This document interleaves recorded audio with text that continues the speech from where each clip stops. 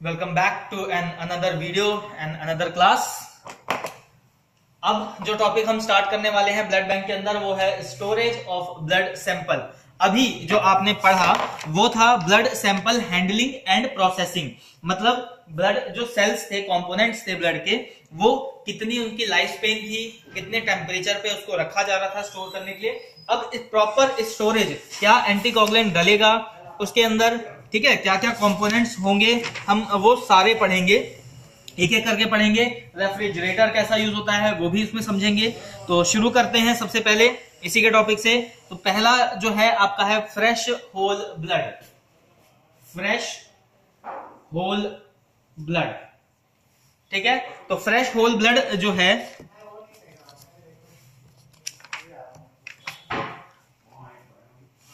क्या क्या पार्ट आता है फ्रेश होल ब्लड के अंदर। तो सबसे पहला पार्ट आता है आपका RBC, plasma protein, all coagulation factor of WBC, platelet, ठीक है। यानी क्या क्या चीजें आ गई होल ब्लड के अंदर, क्या क्या चीज आता है आपका। सबसे पहला आ जाएगा आपका आरबीसी,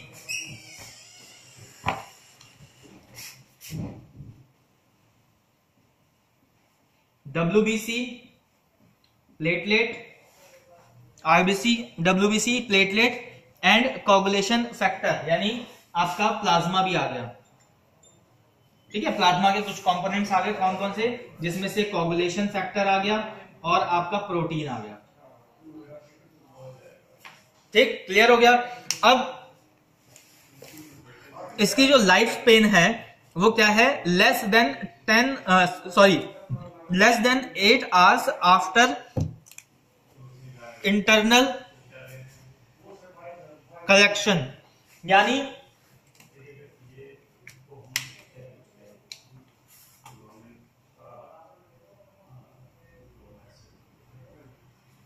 जब आपने कलेक्ट कर लिया बैगेज में, तो सिर्फ जो आपका फ्रेश होल ब्लड है जिसके अंदर आरबीसी, डब्ल्यूबीसी, प्लेटलेट और प्लाज्मा के कंपोनेंट्स हैं, वो कितने देर तक रह रहा है, वो रह रहा है आपका सिर्फ 8 घंटे के लिए।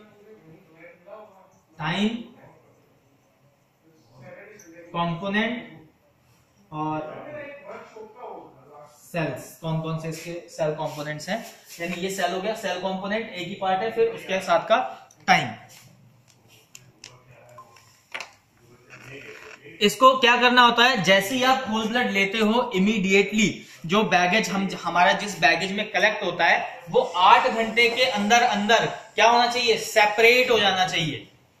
बात क्लियर हुई भाई। फ्रेश होल ब्लड जब आपने कलेक्ट किया तो 8 घंटे के अंदर उसकी प्रोसेसिंग हो जानी चाहिए, जिसमें से उसके कंपोनेंट सेपरेट कर देने होंगे, ठीक है। पहला पार्ट इसमें क्लियर हो गया स्टोरेज ऑफ ब्लड बैंक में, कि जब सैंपल कलेक्ट किया जाता है उसके 8 घंटे के अंदर उस सैंपल को सेग्रीगेट करना है, सेपरेट करना है, कंपोनेंट्स को अलग अलग करना है। हाँ प्रिया, क्या कह रहे हैं बच्चे, कुछ कह रहे हो प्रिया?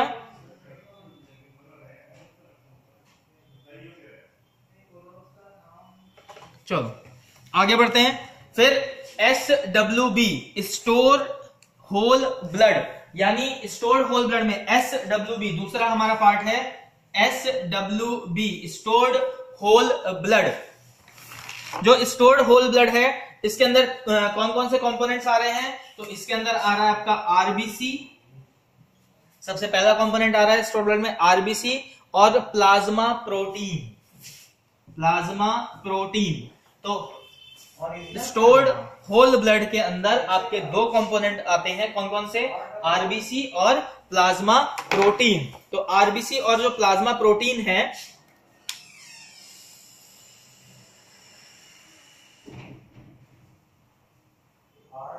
ये 35 डेज के लिए, जब ये सेपरेट हो जाएगा, ठीक है, ये 8 घंटे के अंदर सेपरेट हो गया, उसके बाद 35 डेज के लिए आप इसको रख सकते हो स्टोर करके।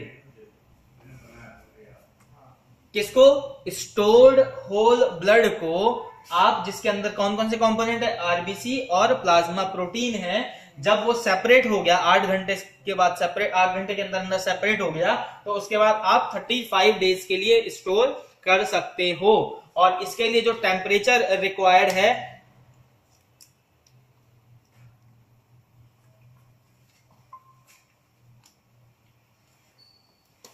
वो है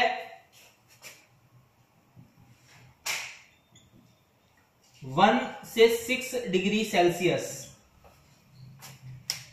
टेम्परेचर रिक्वायर्ड है 1 से 6 डिग्री सेल्सियस, ठीक है। और इसका टेम्परेचर क्या था, इसका जो टेम्परेचर था वो रूम टेम्परेचर है, ठीक है।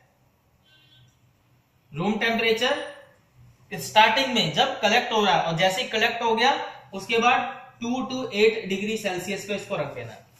क्लियर हो गया ना भाई। जो प्रोसेसिंग वाला है, जैसे ही आपने प्रोसेस कर दिया, ब्लड सैंपल कलेक्ट किया, बैगेज में रखा, उसको 2 to 8 डिग्री सेल्सियस पे रख देना है।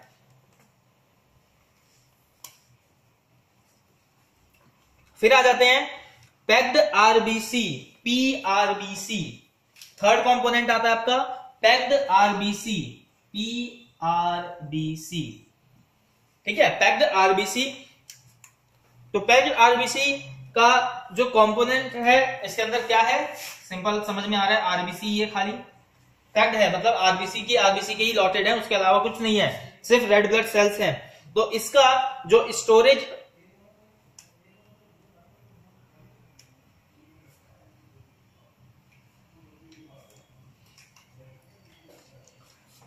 इसका जो नंबर ऑफ डेज है, जो इसका नंबर ऑफ डेज है, आरबीसी का जो डेज है डिफाइन करने का, वो डिपेंड करता है कि उसके अंदर कौन सा एंटीकोगुलेंट मिलाया गया है,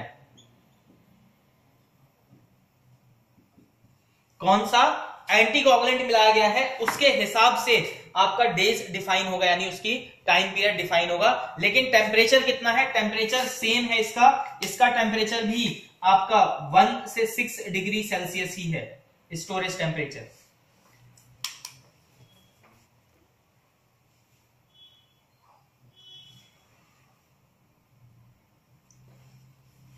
फिर आ जाता है हमारा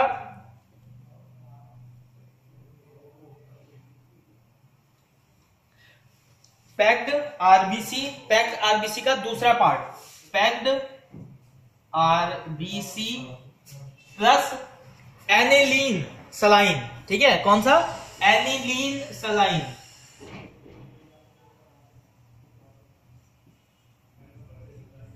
पैक्ड आरबीसी का किसके साथ कॉम्बिनेशन है, एनिलीन सलाइन के साथ है। ये क्या है, ये आरबीसी होते हैं, सेम आरबीसी है, एनिलीन के साथ मिक्स हुए। अब बात करें इसके लाइफ स्पेन की,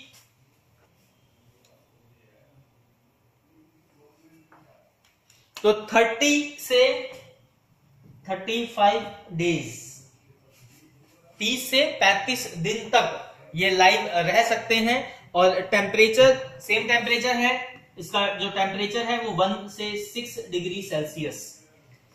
अभी तक हमने 3 पढ़ लिए, fresh whole blood, store whole blood, packed RBC, एलिनीन सलाइन, ये 4 अभी हमने पढ़े हैं। एक बार इसको फिर से रिवाइज कर लेते हैं। जो आपका फ्रेश होल ब्लड है उसका जो कॉम्पोजिशन क्या है, आरबीसी, डब्ल्यूबीसी, प्लेटलेट और प्लाज्मा प्रोटीन्स के साथ में कुछ मतलब कंप्लीट कंपोनेंट, वो क्या है, स्टोरेज है इसका 2 से 8 और 8 घंटे के अंदर ये प्रोसेस में हो जाना चाहिए।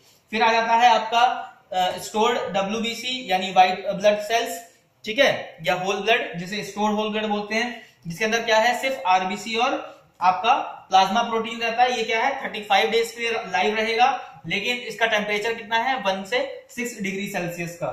फिर आ जाते हैं आपके पैक्ड आरबीसी। पैक्ड आरबीसी में जो कॉम्पोजिशन है वो सिर्फ आरबीसी की है। डेज इसका जो डिपेंड होता है वो किस पे डिपेंड होता है, एंटीकोगुलेंट पे डिपेंड होता है। और स्टोरेज टेम्परेचर कितना रहेगा, 1 से 6 डिग्री सेल्सियस। फिर आ जाते हैं packed RBC with alanine saline के साथ जो कॉम्बिनेशन रहेगा, इसका जो कंपोनेंट हो गया वो आरबीसी विद एलिनीन सलाइन हो गया। नंबर ऑफ डेज हो गया 30 से 35 डेज, 30 से 35 दिन का। टेम्परेचर 1 से 6 डिग्री सेल्सियस। इतना क्लियर हो गया, ठीक है। थोड़ा बोर्ड छोटा है तो हमें रब करना पड़ेगा टाइम टू टाइम।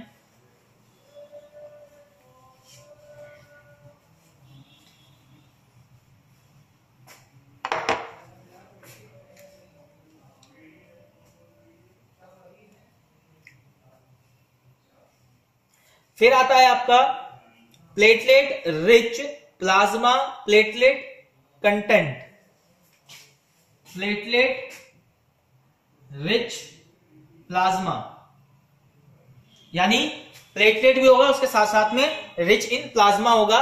ठीक, तो इसके अंदर कॉम्पोजिशंस क्या क्या मिलेंगे आपको, इसमें आपको प्लेटलेट मिलेगी, ठीक है, कुछ WBCs भी मिलेंगे और कुछ RBCs भी मिलेगी। प्लेटलेट रिच प्लाज्मा, ठीक है, यानी मेजर पार्ट जो है आपका प्लेटलेट और प्लाज्मा का रहेगा। अदर कंपोनेंट जो RBC या WBC हैं वो कुछ ही पार्ट में मिलेंगे। इसकी जो लाइफ स्पेन है, इसकी जो लाइफ है वो है सिर्फ और सिर्फ 5 डेज की। इसकी जो लाइफ है वो सिर्फ और सिर्फ 5 डेज की है। और टेम्परेचर की मैं बात करूं अगर, तो टेम्परेचर जो है वो इसका 21 डिग्री सेल्सियस इस पे रखा जाता है इसको, ठीक है, 21 डिग्री सेल्सियस इस पे ये टेम्परेचर पे रखा जाएगा इस सेल को, और 5 दिन तक ये स्टोर किया जा सकता है। ठीक है,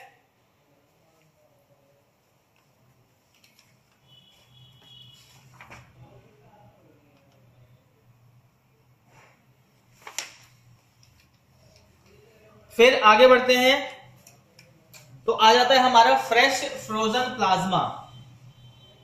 अभी पढ़ा था इसके बारे में हमने जस्ट थोड़ी देर पहले, फ्रेश फ्रोजन प्लाज्मा, जिसमें क्या है, प्लाज्मा है, एल्ब्यूमिन है और कोगुलेशन फैक्टर है। क्या है, प्लाज्मा है, एल्ब्यूमिन है और कोगुलेशन फैक्टर, ये 3 चीजें हैं इसके अंदर। और इसका जो स्टोरेज टेम्परेचर की बात करूं या टाइम पीरियड की बात करूं तो 12 मंथ्स सबसे ज्यादा होने वाला था ये। और टेम्परेचर, कितना टेम्परेचर था उस टाइम पे इसका, तो उसका टेम्परेचर है 20 डिग्री सेल्सियस। आराम से 20 डिग्री सेल्सियस पे 12 महीने तक के लिए लाइव रखा जा सकता है। कौन सा, फ्रेश फ्रोजन प्लाज्मा, जिसके अंदर क्या है, प्लाज्मा है, एल्ब्यूमिन है और कोगुलेशन फैक्टर्स भी मिल जाते हैं। कोगुलेशन फैक्टर के अंदर क्या क्या आता है, विटामिन के आता है, थ्रोम्बिन आता है, ठीक है, प्रोथ्रोम्बिन आता है। कोगुलेशन फैक्टर पढ़ाया था कल क्लास में तो आपको याद होगा।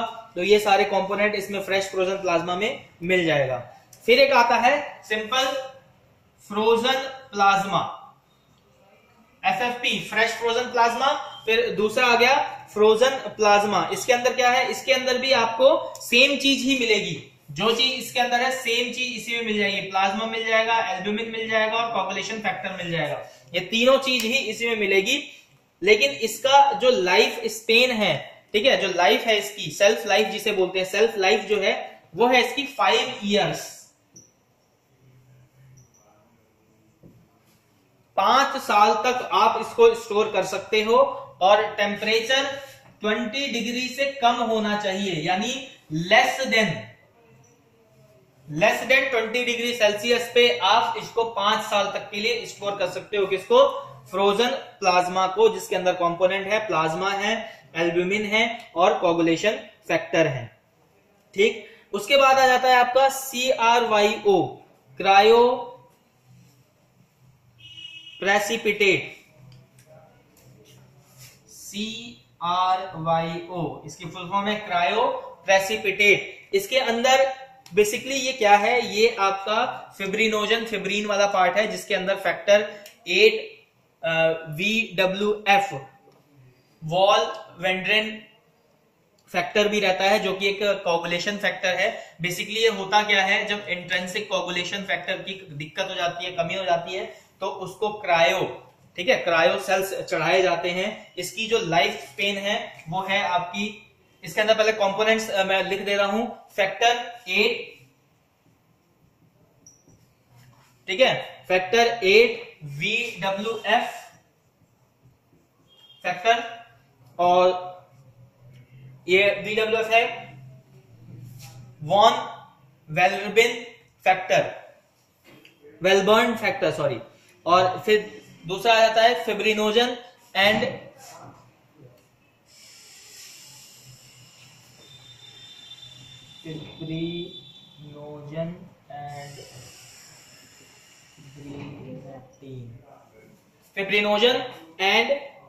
फिब्रियोनेटिन, ठीक है। तो ये इसके कॉम्पोजिशन है क्रायो के। और अगर हम इसमें आगे चलते हैं कि भाई लाइफ स्पेन और टेम्परेचर कितना है, तो इसका लाइफ स्पेन है आपका 12 मंथ्स का, और टेम्परेचर है इसका 20 डिग्री सेल्सियस, यानी लेस देन 20 डिग्री सेल्सियस पे आप इसको भी क्या कर सकते हो, स्टोर कर सकते हो 12 मंथ्स के लिए, यानी 1 साल के लिए। तो ये हमारे पार्ट थे किसके, ब्लड बैंक रेफ्रिजरेटर से related storage of blood sample के, जिसके अंदर आपने पढ़ा 8 मेन स्टोरेज कंपोनेंट की कैसे और कितने दिन तक के लिए रखे जा सकते हैं। आपको इसके नोट्स अवेलेबल हो जाएंगे, आप चाहें तो वो देख सकते हैं। उम्मीद करता हूं कि ये पार्ट आपके लिए इंफॉर्मेटिव रहा होगा। मिलते हैं अगली वीडियो में।